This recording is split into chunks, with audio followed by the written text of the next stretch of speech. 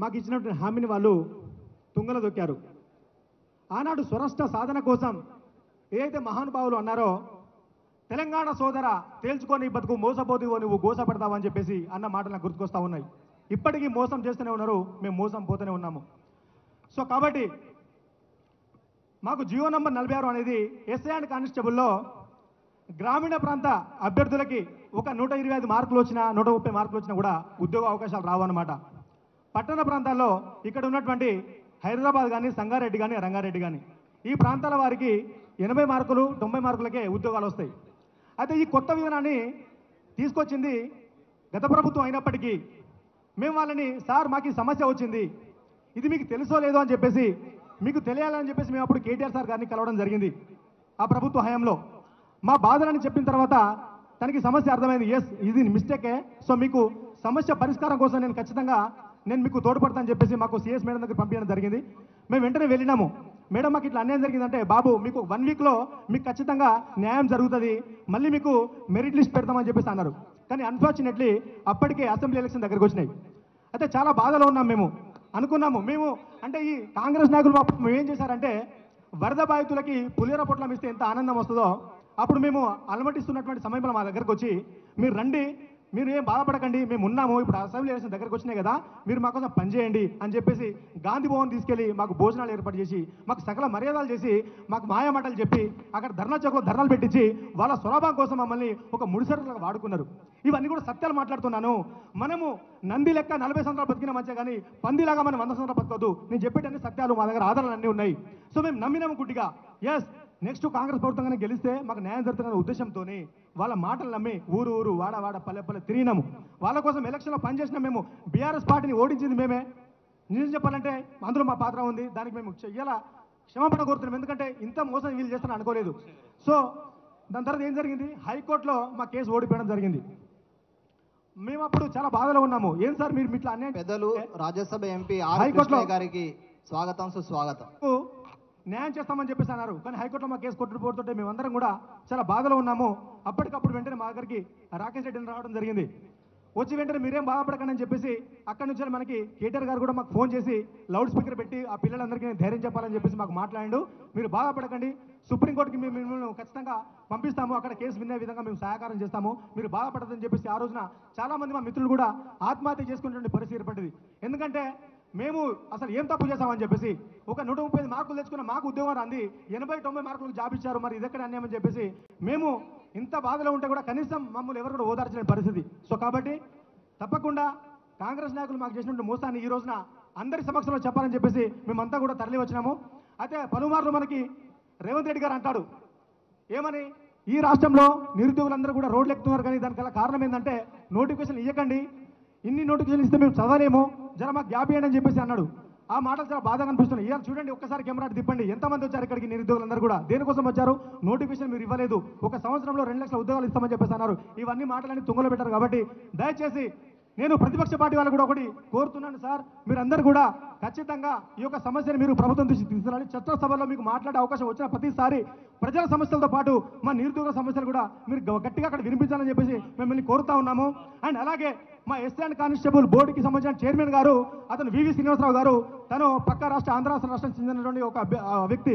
అతను మన తెలంగాణ రాష్ట్రంలో ఉన్నటువంటి ఈ అభ్యర్థుల మీద ఒక కంకణం కట్టుకున్నాడు, వీళ్ళని అన్యాయం చేయాలని చెప్పేసి. కాబట్టి అతన్ని ఖచ్చితంగా తొలగించి అతని ప్లేస్లో మన తెలంగాణ రాష్ట్రానికి సంబంధించినటువంటి ఒక చైర్మన్ నియమించాలని చెప్పేసి మీరు ప్రభుత్వాన్ని హెచ్చరించాలని చెప్పేసి నేను ఈ యొక్క అభ్యర్థన తెలుపుతున్నాను. నాకు ఈ మాట్లాడే అవకాశం ఇచ్చినందుకు మీ అందరూ కూడా పేరు పేరున నేను ధన్యవాదాలు తెలుపుతున్నాను. జై తెలంగాణ, నిరుద్యోగుల ఐక్యత, నిరుద్యోగుల ఐక్యత. ధన్యవాదాలు.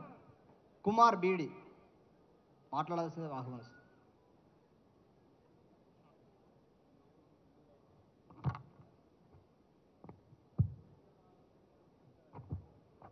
అందరికీ నమస్కారం. ఈరోజు తెలంగాణ రాష్ట్రంలో 1200 మంది విద్యార్థుల ఆత్మ బలిదానం ద్వారా తెలంగాణ రాష్ట్రం సాధించుకున్నాం. ఈ రాష్ట్ర ప్రభుత్వం గత ప్రభుత్వంలో కొంచెం మాకు అన్యాయం జరిగిందనే ఉద్దేశంతో ఈ రాష్ట్ర ప్రభుత్వంలోని కాంగ్రెస్ ప్రభుత్వాన్ని గద్దెనెక్కిస్తే, ఈ ప్రభుత్వం ఉద్యోగాలు సంవత్సరానికి 2 లక్షల ఉద్యోగాలు ఇస్తా అని చెప్పేసి మాకు మేనిఫెస్టోలో పెట్టి దాంట్లో మెగా డిఎస్సితో 25,000తో మెగా డిఎస్సి ఇస్తా అని చెప్పేసి ఈ ప్రభుత్వం మాకు మోసం చేసింది. గతంలో ఒక 5,000 పోస్టులు గత ప్రభుత్వం ఇచ్చిన దానికి ఇంకో 5,000 పోస్టులను యాడ్ చేసి 10,000 11,000 పోస్టులతో మెగా డిఎస్సి అని చెప్పుకుంటూ పోతా ఉంది. కానీ అది మెగా డిఎస్సి కాదు, అది పూర్తిగా డగా డిఎస్సి అని చెప్పేసి ఈ రాష్ట్ర ప్రభుత్వానికి మేము హెచ్చరిస్తా ఉన్నాం. అదేవిధంగా ఇప్పటికీ మేము డిఎస్సి నోటిఫికేషన్ ఇస్తాం, డిఎస్సి టీచర్ ఉద్యోగాలను భర్తీ చేస్తామని చెప్పింది రాష్ట్ర ప్రభుత్వం. ఇప్పటికీ 2 నోటిఫికేషన్లు ఇచ్చింది ప్రమోషన్కి సంబంధించింది. దానికి 2/3 వంతు ప్రమోషన్లు పోతే 1/3 వంతు విద్యార్థులతో భర్తీ చేసిన ఉద్యోగాలు భర్తీ చేయలేదు. మరి 2 సార్లు ప్రమోషన్ ఇచ్చినప్పుడు 1/3 వంతు భర్తీ చేయాల్సిన విద్యార్థులు గుర్తు రాలేదా రాష్ట్ర ప్రభుత్వానికి? 2 ప్రమోషన్లు 22,000 ప్రమోషన్లు మేము ఇచ్చినామనేసి నిండు అసెంబ్లీ సాక్షిగా డిప్యూటీ సీఎం గారు బట్టి విక్రమార్క గారు అన్నారు. దాంట్లో 18,000 స్కూల్ అసిస్టెంట్ పోస్టులను ఎస్సిటి వాళ్ళ ద్వారా భర్తీ చేసినప్పుడు 1/3 వంతు ద్వారా భర్తీ చేయాల్సిన ఉద్యోగాలను ఎటుపోయినాయి 9,000 ఉద్యోగాలు అని చెప్పేసి ఈ రాష్ట్ర ప్రభుత్వాన్ని మేము ప్రశ్నిస్తూ ఉన్నాం.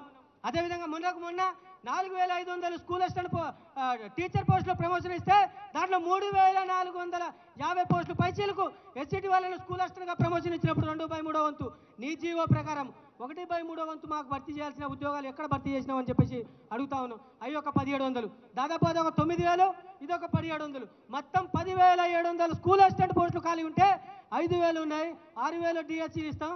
దాంట్లో స్కూల్ అసిస్టెంట్లు 700 ఉన్నాయి, 800 ఉన్నాయి అని చెప్తా ఉన్నావు. మరి ఈ 10,700 పోస్టులు ఏ ఎస్సిటి టీచర్లకు అమ్మినావు, ఏ ఉపాధ్యాయ సంఘాలకు అమ్మినావు అని చెప్పేసి రాష్ట్ర ప్రభుత్వానికి చెప్తా ఉన్నా. మొన్న గ్రూప్ 1 ఉద్యోగాలు ఒక 1000 మందిని 562 పోస్టులు మీరు భర్తీ చేశారు కదా. దాంట్లో ఒక 100 నుంచి 200 మంది నిజమైన కష్టపడిన వాళ్ళు ఉంటే మిగతా వాళ్ళు మీరు అమ్మినట్టు మా డిఎస్సి పోస్టులు కూడా నువ్వు అమ్ముకున్నావా రేవంత్ రెడ్డి గారు అని చెప్పేసి ఈ వేదిక ద్వారా ప్రశ్నిస్తా ఉన్నాం. జీపీఓ ఉద్యోగాలు 10,954 పోస్టులు నిరుద్యోగులతో భర్తీ చేస్తామని చెప్పినావు కదా. మరి అది విఆర్ఓలతో భర్తీ చేయడంలో నీ అంతర్యం ఏమైంది అంటే మీరు కూడా దీనికి కూడా పాత ఉద్యోగాలు చేస్తున్న విఆర్ఓలకు మీరు అమ్మేసి నిరుద్యోగులకు మోసం చేశారా అని చెప్పేసి రాష్ట్ర ప్రభుత్వాన్ని అడుగుతా ఉన్నాం. మా డిఎస్సిలో జీవో నెంబర్ 108 ఒకటి ఉన్నది. మా బీఈడీ చేసిన అభ్యర్థులకు దానివల్ల చాలా అన్యాయం జరుగుతా అని చెప్పేసి ఇదే డిప్యూటీ సీఎం గారికి, ఇదే మహేష్ కుమార్ గౌడ్ గారికి, ఇదే సీతక్క గారికి, ఇదే బూరా వెంకటేశం గారు అప్పుడు మన ఎడ్యుకేషన్ కమిషనర్ గారు ఉన్నారు, ఇప్పుడు యోగిత రాణా గారు ఉన్నారు. మరి వీళ్ళందరినీ నవీన్ నికోలస్ గారు ఉన్నారు, వీళ్ళందరినీ కలిసినాం, అందరికీ వినతి పత్రాలు ఇచ్చాం. మా బీఈడీకి జీవో నెంబర్ 108 ద్వారా స్కూల్ అసిస్టెంట్ వాళ్ళకి 70% ప్రమోషన్లు పోతా ఉన్నాయి, మాకు అన్యాయం జరుగుతూ ఉన్నది. ఆ జీవోలు మార్చండి. 1999లో జీవోలు తీసుకొచ్చిన జీవోనే ఇప్పుడు దా ఫాలో అవుతా ఉన్నారు. మా బీఈడీ చేసిన అభ్యర్థులు ప్రమోషన్ల ద్వారా పోయి మాకు ఉద్యోగాలు లేక ఉండబోతున్నాయి. మాకు జిల్లాకు 1, 2 కొన్ని జిల్లాలో పోస్టులే లేని పరిస్థితి ఈ విధంగా ఉందని చెప్పేసి రాష్ట్ర ప్రభుత్వానికి వేడుకున్నా ఉన్నాం. కానీ ఇప్పుడు దాకా ఆ జీవోల పరిస్థితి కూడా మాట్లాడని పరిస్థితి. కేంద్ర స్థాయిలో కేంద్ర విద్యాలయాల్లో 2/3 వంతుల డైరెక్ట్ రిక్రూట్మెంట్ ద్వారా భర్తీ చేస్తూ ఉన్నారు, 1/3 వంతుగా ప్రమోషన్ ఇస్తూ ఉన్నారు. ఆ విధంగా మా డిఎస్సికి సంబంధించిన విద్యార్థులకు న్యాయం చేయాలని చెప్పేసి రాష్ట్ర ప్రభుత్వం ప్రతి ఒక్కరికి పోయి వినతి పత్రాలు ఇచ్చాం. ఈవెన్ ఆకునూరు మురళి గారికి కూడా వినతి పత్రాలు ఇచ్చాం. కానీ ఇప్పుడు దాకా పట్టించుకునే నాదులే లేదు. అంటే నిరుద్యోగులకు ఇంత చిన్న చూపాయి రాష్ట్ర ప్రభుత్వం అని చెప్పేసి మేము కాబట్టి రాబోయే మీ స్థానిక సంస్థల ఎన్నికల్లో మీ కాంగ్రెస్ ప్రభుత్వానికి మా నిరుద్యోగులు గట్టిగా బుద్ధి చెప్తాం. అదేవిధంగా జూబ్లీహిల్స్లో కూడా మేము మిమ్మల్ని బుద్ధి చెప్తామని చెప్పేసి ఈ సభావేదికగా హెచ్చరిస్తా ఉన్నాను రేవంత్ రెడ్డి గారికి. Thank you. సమయభావం వల్ల ముఖ్య అతిథులు మాట్లాడాల్సి ఉంటుంది కాబట్టి 2-3 నిమిషాలకు అంతకు మించి మాట్లాడొద్దని ఆకాష్ను వేదిక మీదకి ఆహ్వానిస్తున్నాం.